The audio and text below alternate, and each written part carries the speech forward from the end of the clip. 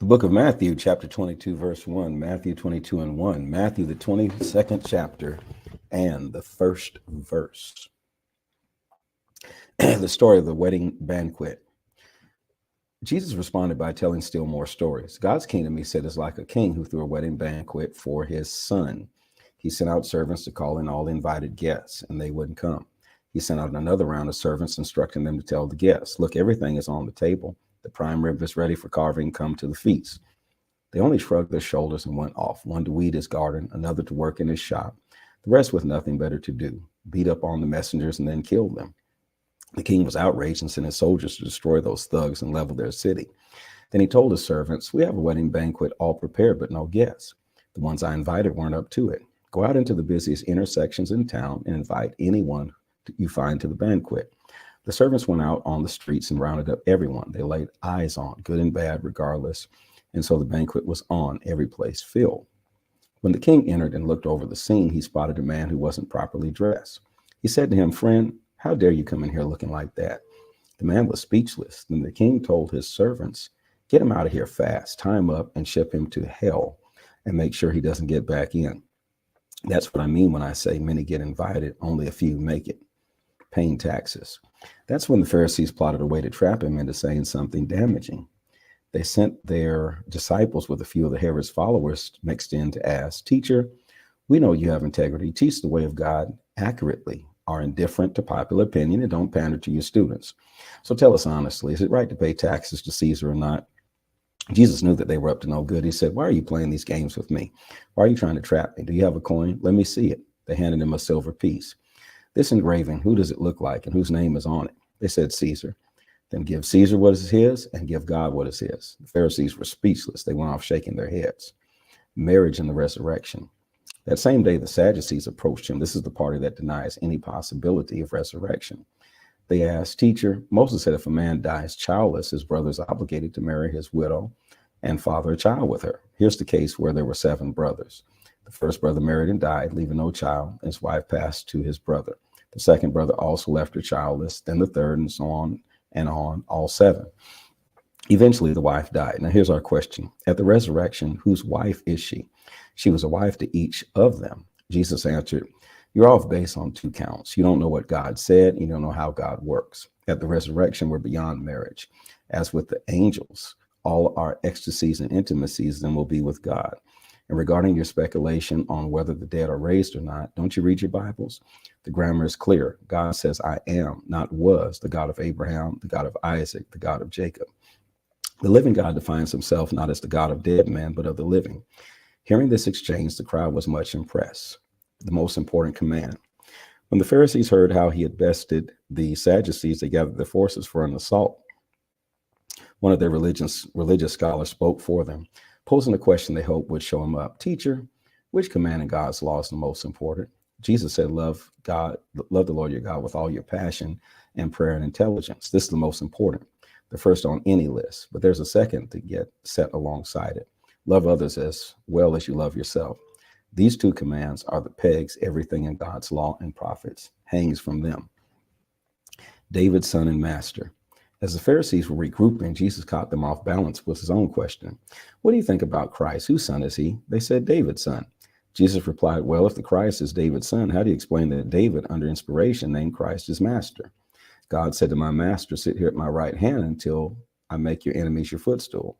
Now, if David calls him master, how can he be at the same time his son? That stumped them. Literalists that they were, unwilling to risk losing face again in one of these public verbal exchanges, they quit asking questions for good. Matthew chapter 23, religious fashion shows. Now, Jesus turned to address his disciples along with the crowd that had gathered with them. The religious scholars and Pharisees are competent teachers in God's law. You won't go wrong in following their teachings on Moses.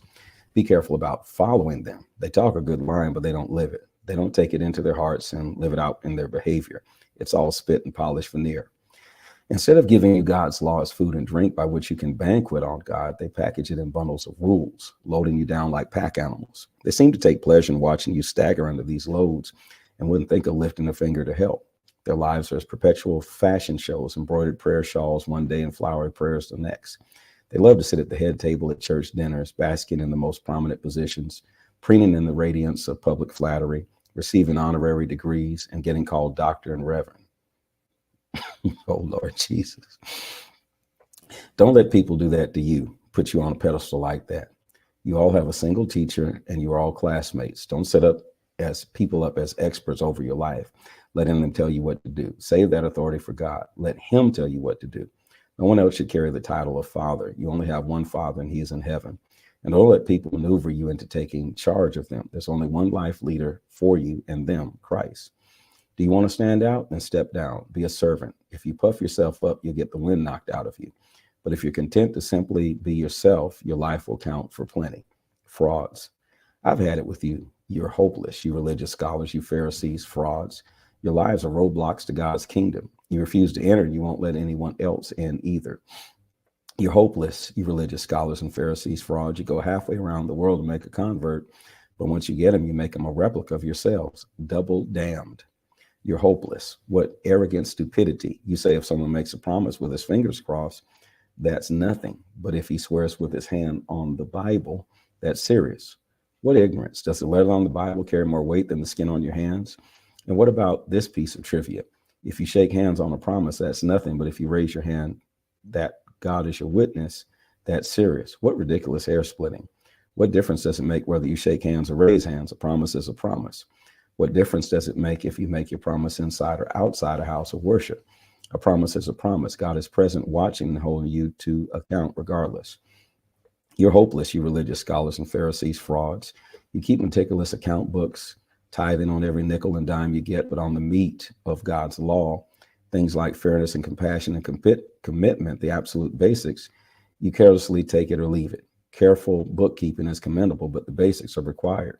Do you have any idea how silly you look writing a life story that's wrong from start to finish, nitpicking over commas and semicolons? You're hopeless, you religious scholars and Pharisees, frauds. You buff the surface of your cups and bowls so that they sparkle in the sun, while the insides are maggoty in your greed with your greed and gluttony. Stupid Pharisee, scour the insides and then the gleaming surface will mean something. You're hopeless, you religious scholars and Pharisees, frauds.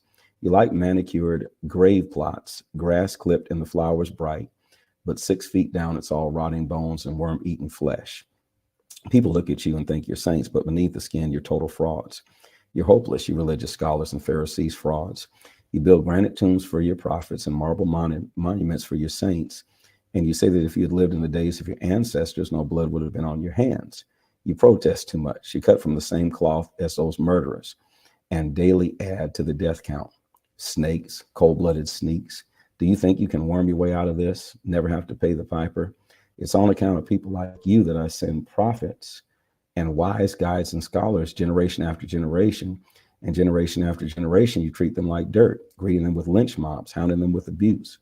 You can't squirm out of this. Every drop of righteous blood ever spilled on this earth, beginning with the blood of that good man, Abel, right down to the blood of Zechariah, Berechiah's son, whom you murdered at his prayers, is on your head. All this, I'm telling you, is coming down on you and on your generation. Jerusalem, Jerusalem, murder of prophets, killer of the ones who brought you good news.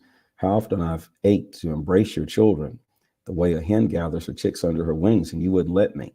And now you're so desolate, nothing but a ghost town. What is there left of you? Only this. I'm out of here soon. The next time you see me, you'll say, oh, God has blessed him. He's coming, bringing God's rule. Matthew 24, routine history. Jesus then left the temple. As he walked away, his disciples pointed out how very impressive the temple architecture was. Jesus said, you're not impressed by all the sheer size, are you? The truth of the matter is that there's not a stone in that building that is not going to end up in a pile of rubble. Later, as he was sitting on Mount Olives, his disciples approached him and asked him, tell us, when are these things going to happen? What will be the sign of your coming that the time is up? Jesus said, watch out for doomsday deceivers. Many leaders are going to show up with forged identities, claiming, I'm Christ the Messiah. They will deceive a lot of people when reports come in from wars and rumored wars. Keep your head and don't panic. This is routine history. This is no sign of the end. Nation will fight nation, ruler fight ruler over and over. Famines and earthquakes will occur in various places. This is nothing compared to what is coming. They're going to throw you to the wolves and kill you, everyone hating you because you carry my name. And then, going from bad to worse, it will be dog eat dog. Everyone at each other's throat, everyone hating each other. In the confusion, lying preachers will come forward and deceive a lot of people. For many others, the overwhelming spread of evil will do them in. Nothing left of their love but a mound of ashes. Staying with it, that is what God requires. Stay with it to the end. You won't be sorry, you'll be saved. All during this time, the good news, the message of the kingdom will be preached all over the world, a witness staked out in every country, and then the end will come. The monster of desecration. But be ready to run for it when you see the monster of desecration set up in the temple sanctuary. The prophet Daniel described this. If you read Daniel, you'll know what I'm talking about. If you're living in Judea at the time, run for the hills. If you're working in the yard, don't return to the house to get anything. If you're out in the field, don't go back and get your coat. Pregnant and nursing mothers will have it especially hard. Hope and pray this won't happen during the winter on a Sabbath. This is going to be trouble on a scale beyond what the world has ever seen or will see again. If these days of trouble were left to run their course, nobody would make it. But on account of God's chosen people, the trouble will be cut short. The arrival of the Son of Man. If anyone tries to flag you down, calling out, here's the Messiah, or points, there he is, don't fall for it. Fake messiahs and lying preachers are going to pop up everywhere. Their impressive credentials and bewitching performances will pull the wool over the eyes of even those who ought to know better.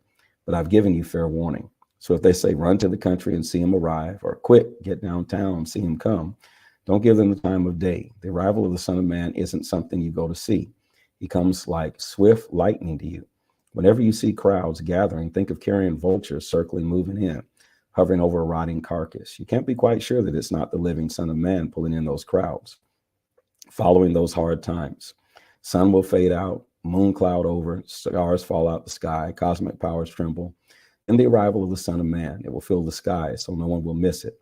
Unready people all over the world, outsiders to the splendor and power, will raise a huge lament as they watch the Son of Man blazing out of heaven. At that same moment, he'll dispatch his angels with a trumpet blast summons, pulling in God's chosen from the four winds, from pole to pole. Take a listen from the fig tree. From the moment you notice its buds form, the merest hint of green, you know summer's just around the corner. So it is with you. When you see all these things, you know he's at the door. Don't take this lightly. I'm not just saying this for your future, for some future generation, but for all of you. This age continues until all these things take place. Sky and earth will wear out. My words won't wear out. But the exact day and hour, no one knows. Not even the angels, not even heaven's angels, not even the Son. Only the Father knows. The arrival of the Son of Man will take place in times like Noah's. Before the great flood, everyone was carrying on as usual, having a good time right up to the day Noah boarded the ark. They knew nothing until the flood hit and swept everything away. The Son of Man's arrival will be like that. 2 men will be working in the field, one will be taken, one left behind.